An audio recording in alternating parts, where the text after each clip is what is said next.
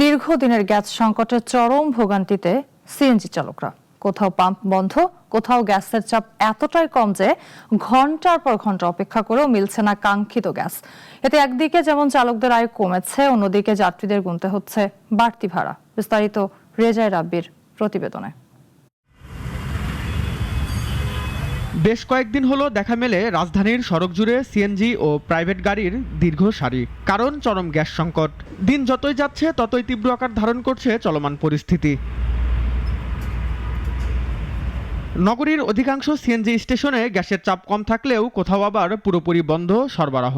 অনেক পাম্প বন্ধ থাকায় চালকদের ছুটতে হচ্ছে এক পাম্প থেকে অন্য পাম্পে, আবার থাকতে হচ্ছে ঘন্টার পর ঘন্টা অপেক্ষায়। পাম্পে সিরিয়াল দেয় 1.5 ঘন্টা 2 ঘন্টা সিরিয়াল লাগে।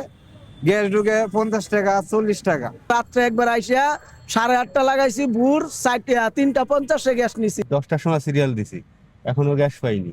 সকালে নাস্তাও নাই, দুপুরবেলা খাওয়াও নেই। সীমিত পরিমাণে গ্যাস পাওয়ায় কমেছে আয়, ফলে সংসার চালাতে হিমশিম খাচ্ছেন অনেক চালক। কষ্ট হইতাছে সংসার চালানো, তো মানে এখন জমা ওড়াইয়া মানে থাকে না, কিছু থাকে না, এখন মানে বাধ্য হয়ে গাড়ি চালাইতে হইতাছে। কি করব? পরিবারে যে আজকে মাসের কয় তারিখ আমরা ঘর ভাড়া দিতে পারি নাই, নিজে ঠিক মতো খাওয়া খাদ্য হয় না।